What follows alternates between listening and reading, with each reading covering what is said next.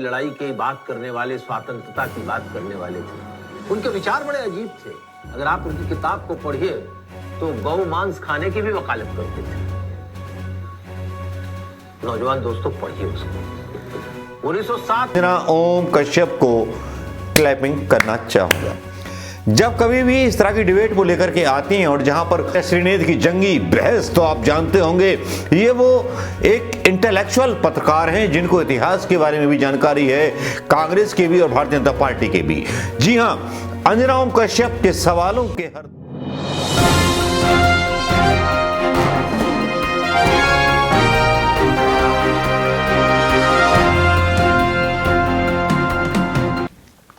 दोस्तों, आज पूरे दिन खबरें चलती रहीं, कभी गुलाम नबी आजाद के बारे में, कभी आनंद शर्मा के बारे में, लेकिन यहां मेन मुद्दे की बात तो ये थी कि अंजना ओम कश्यप ने एक ऐसी डिबेट में बिठा दिया भारतीय जनता पार्टी के प्रवक्ता को और कुछ ऐसे संघियों के इतिहासकारों को जो अपना जवाब नहीं दे पा रहे थे सुप्रिया श्रीनेत के सामने। जी हां, सुप्रिया श्रीनेत की जंगी बहस, तो आप जानते होंगे ये वो एक इंटेलेक्चुअल पत्रकार हैं जिनको इतिहास के बारे में भी जानकारी है, कांग्रेस के भी और भारतीय जनता पार्टी के भी।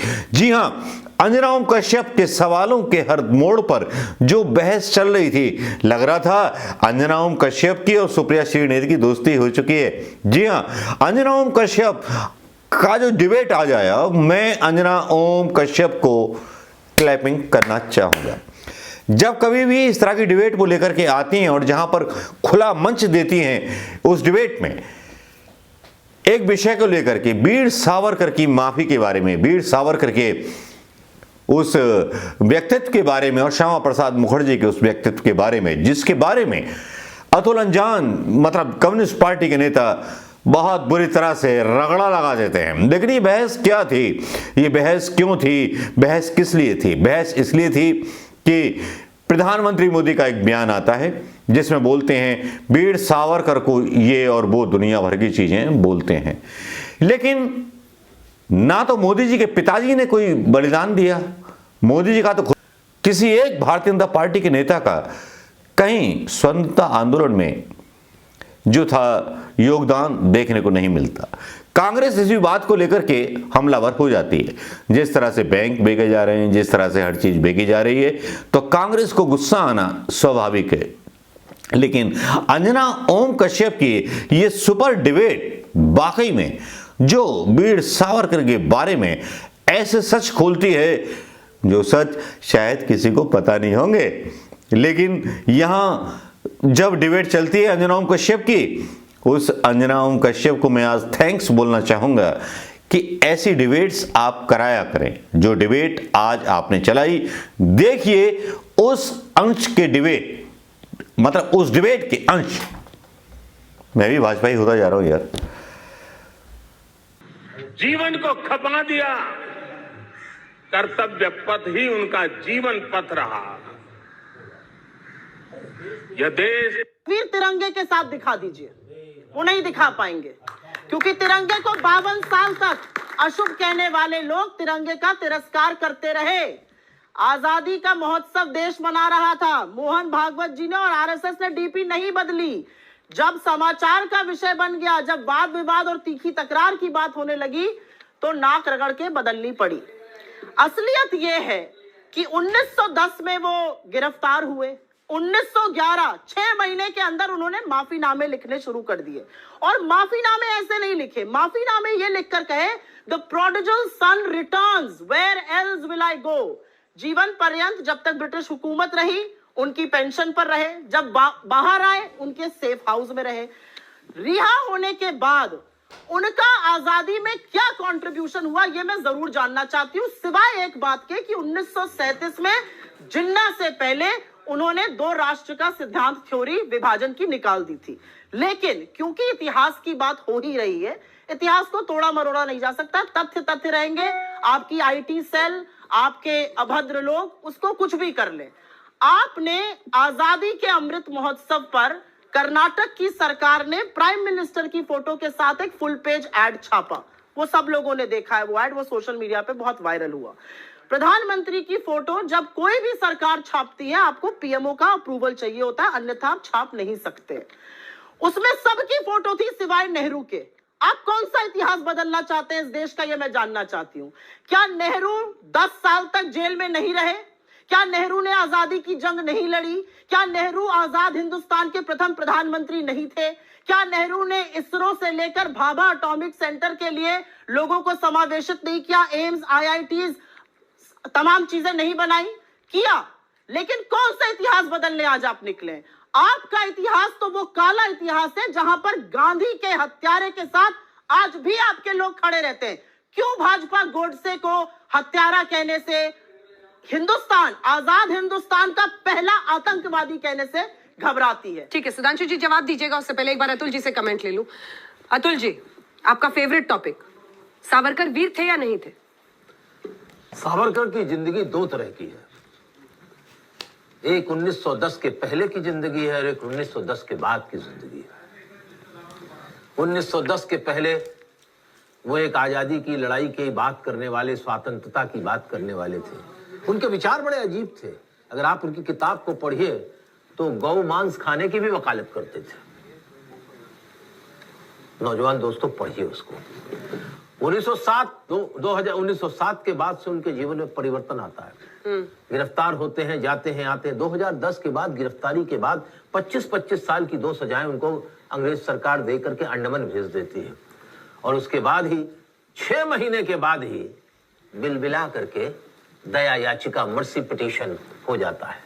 और इस देश के अंदर भगत सिंह, सुखदेव, राजगुरु, अशफाकुल्ला खान, ठाकुर रोशन सिंह, पंडित राम प्रसाद बिस्मिल, राजेंद्र लाहिड़ी, वो अनुशीलन के तमाम लोग, वो चाफेकर बंधुओं से लेकर, उन्होंने कभी तो माफीनामा नहीं लिखा ना। क्यों नहीं लिखा? स्वयं भगत सिंह की मां जेल पर गई थी ना, भगता लिख दे, फांसी की सजा सारी जीवन में आजन कारावास में बदल देगी। भगता बोला, मां अपने दूध को मत लजाओ। आखिर 2010 के बाद से 11 से ये लगातार दया की प्रक्रिया, मर्सी पिटीशन, अंग्रेज क्या लिखते हैं जरा सुनिए। मैं और अपनी तरफ से नहीं कह रहा कुछ, अंग्रेज को लिखते। ये साफ है कि भारत सरकार, दूसरी मैं लिख रहा हूं, दूसरी चिट्ठी पढ़ता हूं, वो तो बाद में पढ़ेंगे। अंत में हुजूर, ये तीसरी चिट्ठी है माफीनामे की। अंत में हुजूर, मैं आपको फिर से याद दिलाना चाहता हूं कि आप दयालुता दिखाते हुए राजा सजा की माफी कर मेरी 19 से 11 में भेजी गई याचिका पर पुनर्विचार करें। काहे का पुनर्विचार?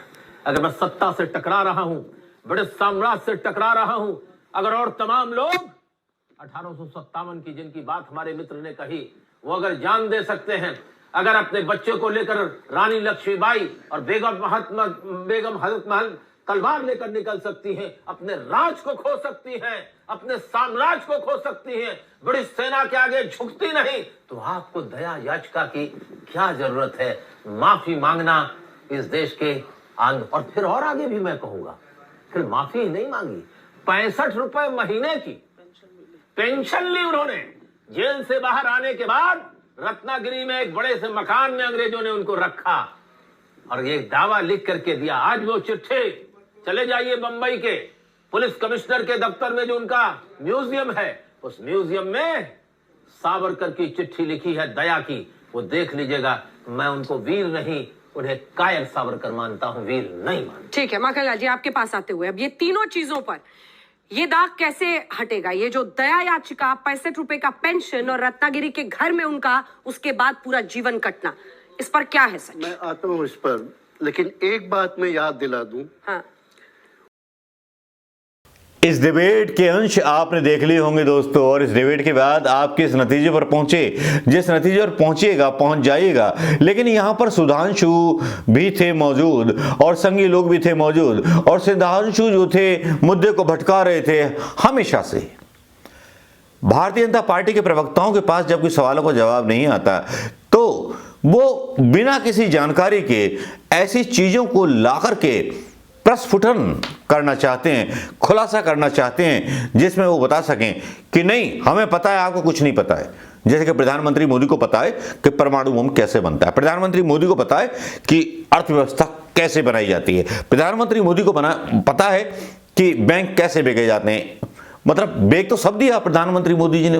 बेचना बहुत आसान होता है प्रधानमंत्री मोदी जी, लेकिन बनाना बहुत मुश्किल होता है। इस डिबेट में एक बात तो तय हो गई कि जिन्ना श्यामा प्रसाद मुखर्जी और वीर सावरकर के रिश्ते समझ में आ गए। जिस तरह से अनजान साहब ने बोला कि 1907 से पहले के वीर सावरकर स्वतंत्रता आंदोलन की बात करते थे, जब उन्हें जेल हुई तो उसके बाद उनको एक मकान दे दिया गया आलीशान, और उनकी 65 रुपये महीना जो थी पेंशन बांध दी गई। आलीशान मकान में रहने वाले वीर सावरकर ने 1907 के बाद 1910 के बाद फिर कभी विरोध नहीं किया अंग्रेजी शासकों का।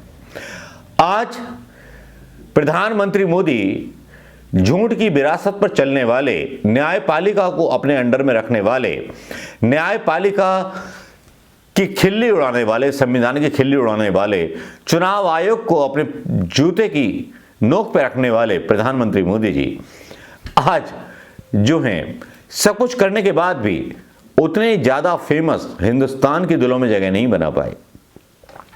जिस मीडिया को बहस करनी चाहिए महंगाई पर, जिस बाबा रामदेव को बोलना चाहिए महंगाई पर, जिस अन्ना को बोलना चाहिए महंगाई और करप्शन पर, जो पुल टूट जाते हैं दुनिया भर के, उस पर तो कोई बोलता ही नहीं है। नए नए पुल बने हुए हैं, कोई मीडिया बोलता है क्या इस बारे में? शायद नहीं बोलता होगा। लेकिन यह तो तय है कि अंजना ओम कश्यप की साजिश थी भाजपा के खिलाफ, या पता नहीं क्या होगा।